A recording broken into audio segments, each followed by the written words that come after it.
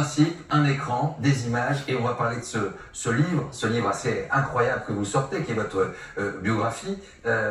Pourquoi l'avoir finalement décidé maintenant, ce livre?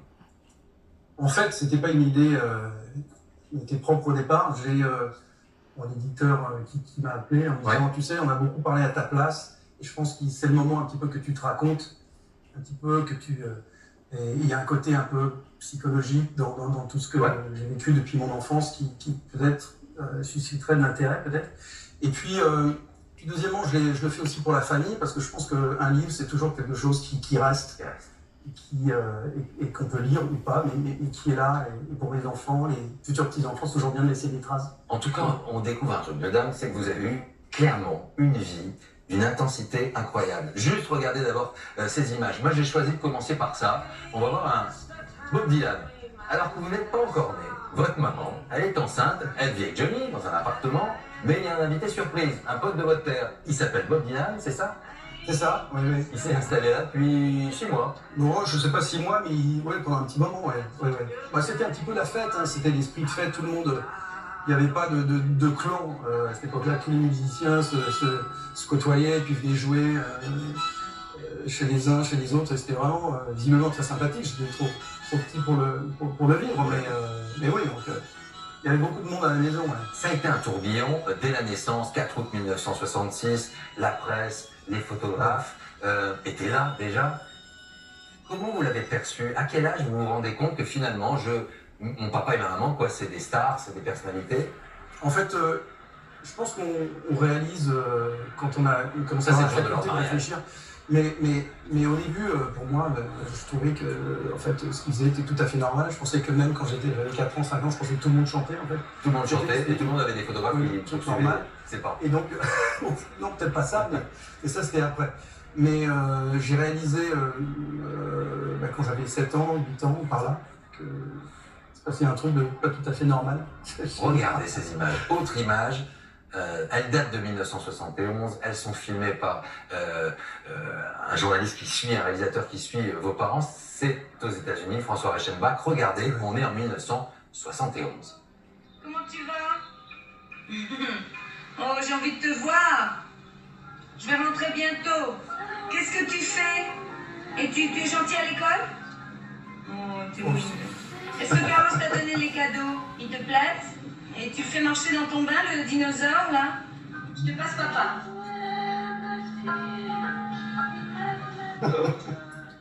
Vous les connaissiez, ces images? Non, c'est la première fois que je les vois. Celle-là, je la connais, mais le coup de fil, non. Non, je connaissais. Il y avait Mon chéri de votre maman et une autre attitude de votre père, déjà. C'est formidable de voir ça, parce qu'en fait, on voit que la vie se répète, et je m'entends dire la même chose à mes enfants, et c'est ça qui est magique, en fait. Ils étaient vraiment beaux, hein, les deux, là. Clairement. Hein. Plutôt pas mal du tout. Plutôt pas mal du tout. Chez votre père, vous avez toujours constaté deux personnalités. Chez lui et en dehors de chez vous? Oui, en fait, je me suis rendu compte qu'en fait, le show, c'est un show à l'américaine. Il était très imprégné par la musique américaine, hein, comme tout le monde le sait, plus ou moins. Et donc, il y avait le Johnny Hallyday sur scène et le Jean-Philippe Smet, une fois que le show était fini. Il vous a fallu du temps pour le comprendre mieux? Il vous a fallu du temps? Ah oui, il m'a fallu beaucoup de temps, oui, parce que, en fait, pour bien comprendre quelqu'un, il faut le voir souvent. Or, la nature de ce métier fait qu'on est malheureusement pas souvent là. Donc c'est difficile de composer, et je l'ai vu avec ma carrière à moi quand j'ai commencé à avoir mes enfants. Donc c'est assez compliqué, mais oui, j'ai vite compris après. Votre premier choc artistique, regardez, c'est une batterie. Novembre 79, vous avez 13 ans et vous allez faire une surprise à votre père. Dans le livre, c'est assez clair. Page 72, vous nous dites « Je me souviendrai toujours du visage et du regard de mon père ce jour-là, car il vous découvre derrière nous. » Alors on ne le voit pas sur cette image-là, mais je crois qu'il fait un petit signe, genre t'as intérêt à bien jouer. T'as intérêt à bien jouer. Mais j'étais vraiment dans ma bulle, là. C'était une idée de mon oncle, le frère de ma maman, qui c'était la dernière de sa tournée, et à cette époque-là, tout le monde faisait des blagues dans les dernières. Et donc une des blagues, c'était de me faire jouer derrière lui. Et c'est vrai que ça m'a beaucoup surpris. Et moi, ça a été un gros déclencheur pour moi. Il y a eu besoin d'y trouver des choses, votre père, tout au long de cette vie. Bien sûr. Je pense qu'on a toujours envie de trouver qu'on est bon, qu'on sait faire les choses. On recherche l'attention de ses parents, forcément, quand on est petit. Donc, moi, ça passait par la musique. Et c'est vraiment ce qui nous unifiait, avant tout. C'est votre mère qui a été le socle de beaucoup de choses. Quand elle vous emmène et que vous vous retrouvez aux États-Unis, vous dites qu'elle a été une sorte de paratonnerre à beaucoup de choses. Oui, et je pense qu'elle y avait été pour différentes raisons, mais surtout pour me protéger, je pense, de cette vie qui était en fait pas faite pour être vécue dans la tête d'un enfant, en fait.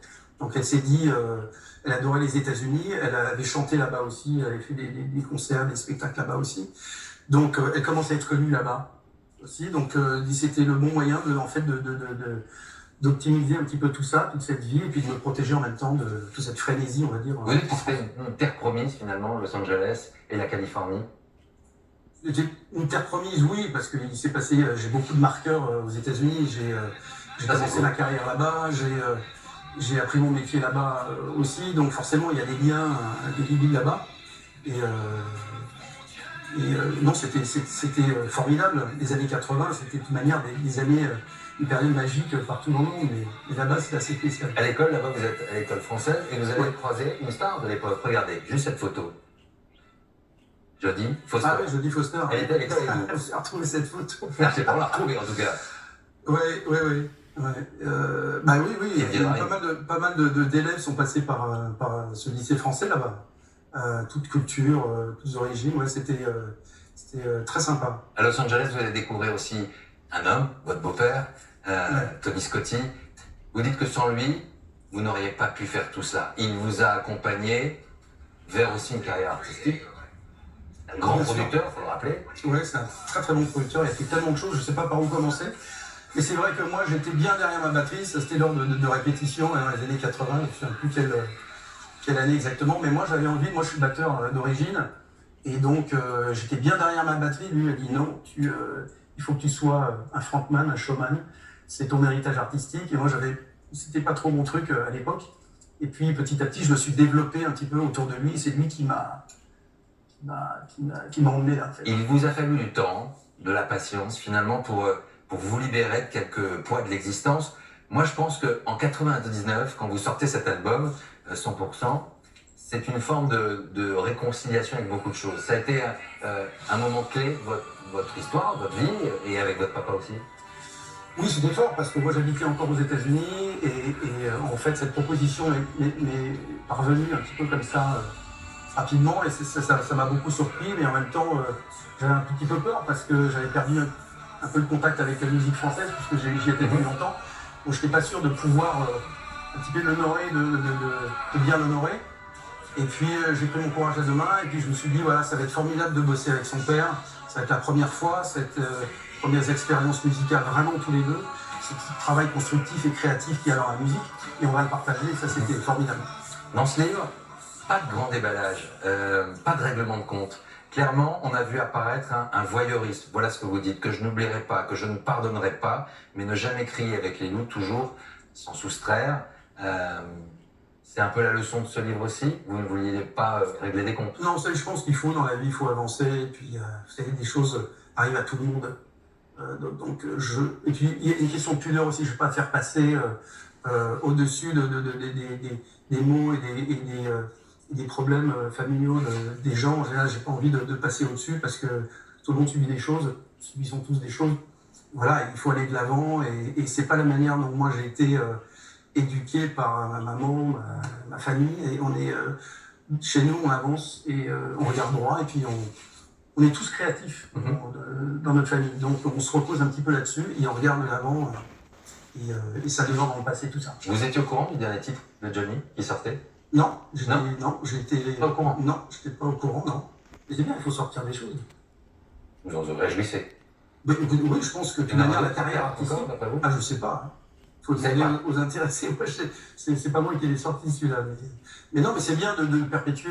Il a une carrière tellement incroyable. Je pense que c'est bien de sortir des choses. Et puis, moi, je dis une chose, c'est tant que ça fait plaisir à ses fans, aux gens qui l'ont suivi depuis le début, moi, je trouve ça super, quoi. On va retrouver un grand chef à la table, mais on va également retrouver un de vos amis. Vous avez en commun une passion de dingue, un bruit déjà, un bruit de moteur, un bruit de Formule 1, un bruit de voiture, ça c'est Ayrton Senna. Elle est venue, on va la rejoindre. Pierre Gagnère et Paul Belmondo qui nous rejoint maintenant sur le plateau. Bonsoir Paul.